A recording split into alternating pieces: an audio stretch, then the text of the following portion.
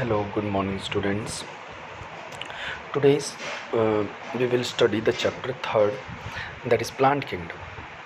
Plant kingdom में हम लोग प्लांट के बारे में पूरा डिटेल में पढ़ेंगे और हम ये भी पढ़ेंगे कि किस तरह से प्लांट सभी ऑर्गेनिज्म से, जितने भी ऑर्गेनिज्म पाए जाते हैं, जैसे R.H. विटेकर ने, आपको पता है, 5 किंगडम क्लासिफिकेशन दिया था। उसमें उसने क्या कहा था कि जितने भी ऑर्गेनिज्म इस अर्थ के ऊपर पाए जाते हैं उसको 5 कैटेगरी में डिवाइड किया। पहला था Monera, Protista, Fungi, Animalia and Plantae. But we will only discuss the plantae in this chapter. Now जैसे कि आप लोगों को पता है कि हर ऑर्गेनिज्म का अपना एक अलग मतलब कैरेक्टर होता है। अब उस कैरेक्टर में पहले क्या होता था कि पहले इतनी ब्रॉड स्टडी हमारे पास नहीं थी, तो हम बहुत सारे ऐसे ऑर्गेनिजम्स थे जिनको हम एक ही कैटेगरी के अंदर इंक्लूड कर देते थे। फॉर एग्ज़ाम्पल फंजाई को भी हम प्लांट के फॉर्म में ही लेते थे, मोनेरा प्रोटिस्टा के अंदर को भी हम लोग प्लांटे के फॉर्म में ही कंसीडर करते थे।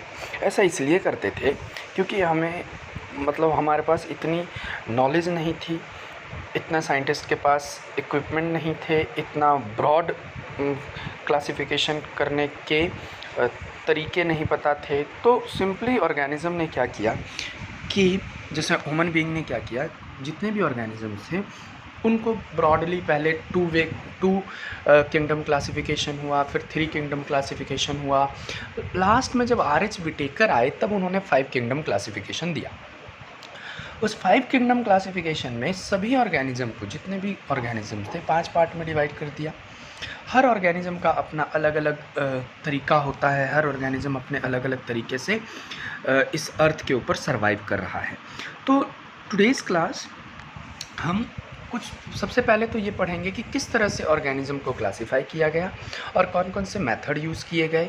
बाद में फिर हम लोग एक सिंपल क्लास के बारे में पढ़ेंगे, एक पर्टिकुलर किंगडम के बारे में पढ़ेंगे डिटेल में, जिसको हम लोगों ने नाम दिया प्लांट किंगडम। तो मैं हर पैराग्राफ को, हर टॉपिक को, हर एक लाइन को ढंग से आपको समझाने की कोशिश करूँगा ताकि कहीं पर आप लोगों को NCERT पढ़ने में कोई प्रॉब्लम ना हो। तो फर्स्ट पैराग्राफ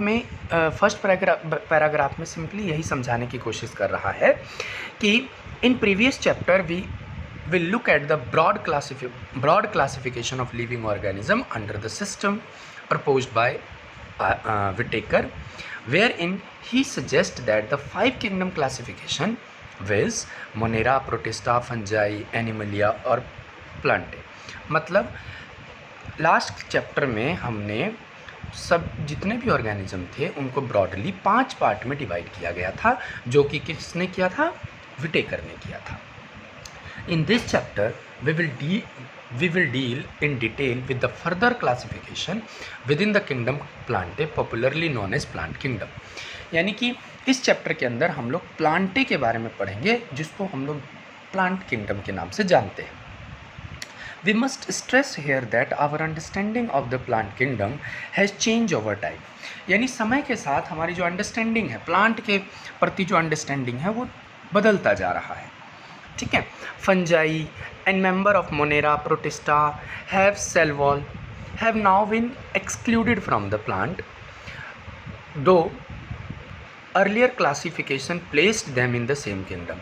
अब जैसे कि आपको पता है कि भाई मोनेरा प्रोटिस्टा के अंदर भी सेल वॉल प्रेजेंट होते हैं, ठीक है, लेकिन अब मोनेरा प्रोटिस्टा को प्लांट किंगडम से बिल्कुल अलग कर दिया। अब क्यों अलग कर दिया, उसके क्या रीज़न थे, किस वजह से इसको अलग अलग किया गया, इन सभी के बारे में हम लोग डिटेल में पढ़ेंगे। So the cyanobacteria that are also referred as blue green algae were not algae anymore. अब आपको लास्ट चैप्टर में हमने पढ़ा था साइनोबैक्टीरिया के बारे में। तो cyanobacteria basically blue green algae कहते हैं, लेकिन वो एल्गी के अंदर इंक्लूडेड नहीं होता है। In this chapter we will describe algae, bryophyta, pteridophyta, gymnosperm, angiosperm under plant kingdom। यानी कि हम ये 5 चीज़ों के बारे में इस चैप्टर के अंदर पढ़ेंगे, जिसमें क्या क्या है, एल्गी हो गया, ब्रायोफाइटा हो गया, टेरिडोफाइटा हो गया, जिम्नोस्पर्म एंड एंजियोस्पर्म, जिसको हमने प्लांट के अंदर इंक्लूड किया था। नाउ अब हम सबसे पहले तो यहाँ पर यही पढ़ने की कोशिश करेंगे कि आखिर किस बेस पर ऑर्गेनिज्म ने प्लांट को अलग कैटेगरी दिया, और जितने भी ऑर्गेनिजम्स हैं उनको किस बेस पर डिवाइड किया गया, और प्लांट के अंदर ऐसी क्या चीज़ होती है जिसको हमने अलग ही किंगडम के फॉर्म में क्लासिफाई कर दिया। तो let us also look at the classification within angiosperm under to understand some of the concept that influence the classification system. यानी कि एंजियोस्पर्म के क्लासिफिकेशन के बारे में हम यहाँ मतलब पढ़ेंगे कि आखिर इसके अंदर ऐसा क्या होता है जिसने पूरे सिस्टम को ही अलग, मतलब पूरे किंगडम को ही एक अलग बना दिया। The earlier system of classification used only gross superficial morphological character such as habitat, colour, number and shape of the leaf. पहले क्या होता था बेटा कि ऑर्गेनिज्म को ब्रॉड सेंस में, मतलब ब्रॉडली कैटेगराइज किया जाता था कि वो ऑर्गेनिज्म कहाँ रहता है। हैबिटेट का मतलब होता है उसका पोजीशन, कि वेयर दैट ऑर्गेनिज्म लीव, तो पोजीशन के बेस पर क्लासिफाई किया जाता था, ठीक है। उसके बाद हैबिटेट के फॉर्म, हैबिटेट तो आपको समझ में आ ही गया कि किस जगह पर वो रहता है। कलर के बेस पर क्लासिफाई कर दिया कि भाई कौन किस कलर का ऑर्गेनिज्म है। Number and shape of the leaf, कई बार क्या होता है कि नंबर एक प्लांट के, मतलब किसी भी, आप देखेंगे अभी मैं पूरा डिटेल में समझाऊंगा, तो उसमें कितने लीफ हैं या उसका शेप कैसा है, इस बेस पर भी प्लांट को क्लासिफाई किया गया था। They were based mainly on vegetative character or on the androsium structure. अब एक साइंटिस्ट थे जिसका नाम था लीनियस।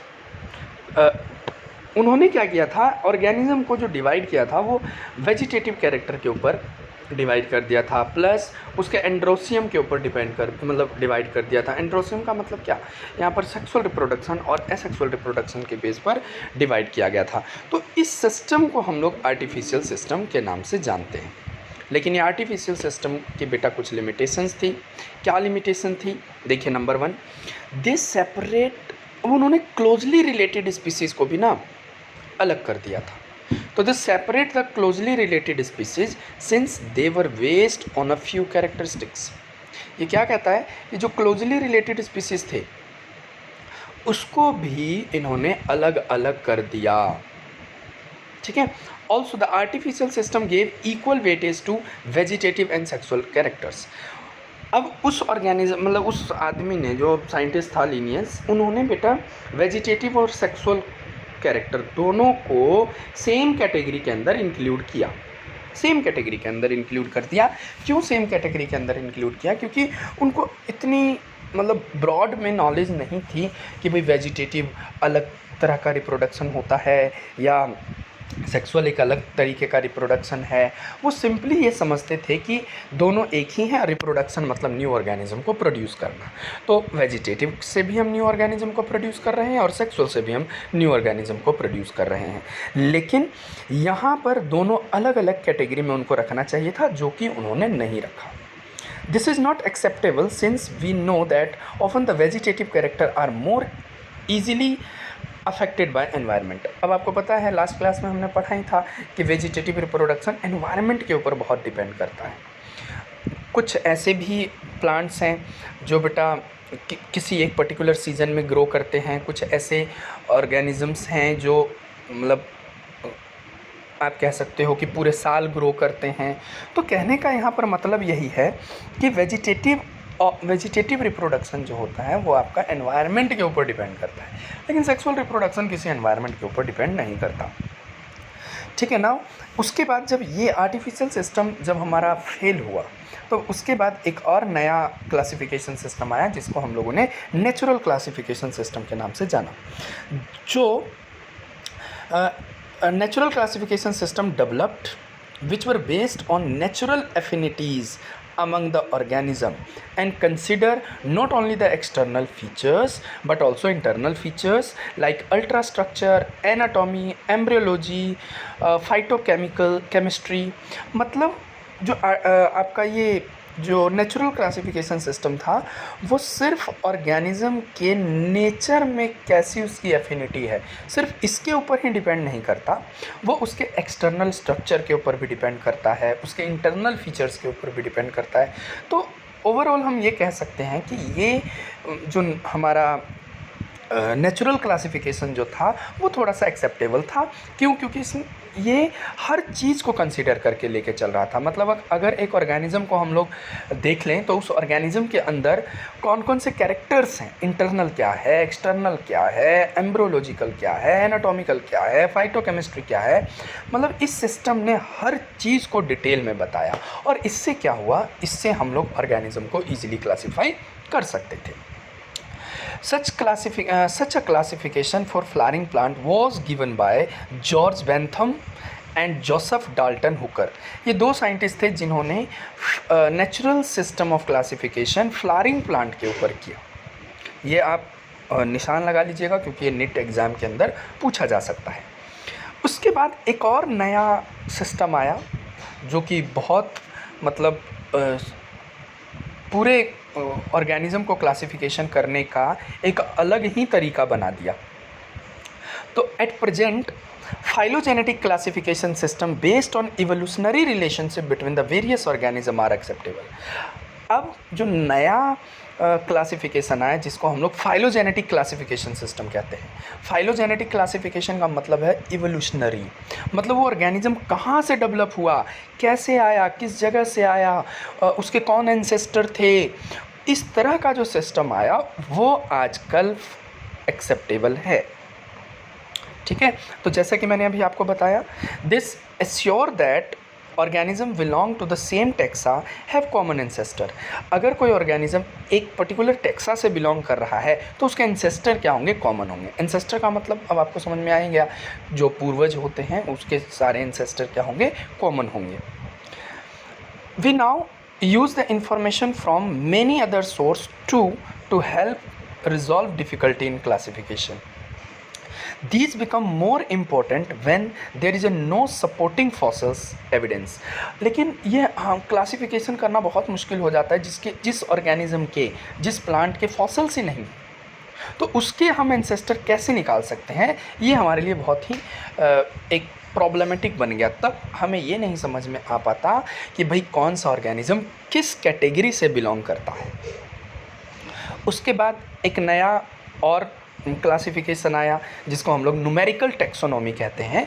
न्यूमेरिकल टेक्सोनॉमी ये आपकी डेफिनेशन पेपर में पूछी जा सकती है। तो numerical taxonomy which is now easily carried out using computer is based on all observable characters. Number and codes are assigned to all the characters and the data are then proceeds. In this way, such character is given equal importance and at the same time 100 of character can be considered। अब numerical taxonomy हमने हर character का एक नाम रख दिया, number रख दिया। जैसे अगर ये कैरेक्टर है तो इसके अंदर एक नंबर, इसको तो हमने क्या किया, 100 ऑफ कैरेक्टर्स को क्या किया बेटा, क्लासीफाई कर दिया और उसको कंप्यूटर के ऊपर लिख दिया।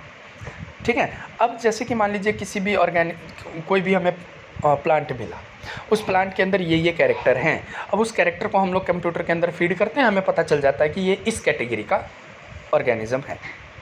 इसी तरह दूसरा जो क्लासिफिकेशन आया that is cytotaxonomy is based on the cytological information like chromosomes number, structure and behaviour. और साइटोटेक्सोनॉमी में हम लोग किसी भी सेल के अंदर कितने क्रोमोसोम्स है, उसका स्ट्रक्चर कैसा है, उसका बिहेवियर कैसा है, इस बेस पर भी हम ऑर्गेनिज्म को क्लासीफाई करते हैं। तीसरा आता है chemotaxonomy. Chemotaxonomy that use the chemical constituent of plant to resolve confusion. अब हर प्लांट के अंदर अलग अलग तरीके का केमिकल प्रोड्यूस होता है, तो कौन सा केमिकल किस प्लांट के अंदर प्रोड्यूस होता है उसकी जब हम स्टडी करते हैं तो वो हमारा कहलाता है कीमोटेक्सोनॉमी। ठीक है, और आजकल टेक्सोनोमिस्ट इसी चीज़ को यूज़ कर रहे हैं। समझ में आ गया। तो we have discuss 3 type of taxonomy, numerical taxonomy, cytotaxonomy and chemotaxonomy for the classification of organisms. This is very very very important. इस पैराग्राफ के नोट्स आप बनाइएगा और अलग अलग पार्ट में आप लोग बनाइएगा, जैसे न्यूमेरिकल टेक्सोनॉमी में क्या होता है, साइटोटेक्सोनॉमी में क्या होता है, कीमोटेक्सोनॉमी में क्या होता है, तब आप इजीली नोट्स पढ़ पाएंगे और पेपर में आप लोग को आसानी होगी। Thank you so much for today's class.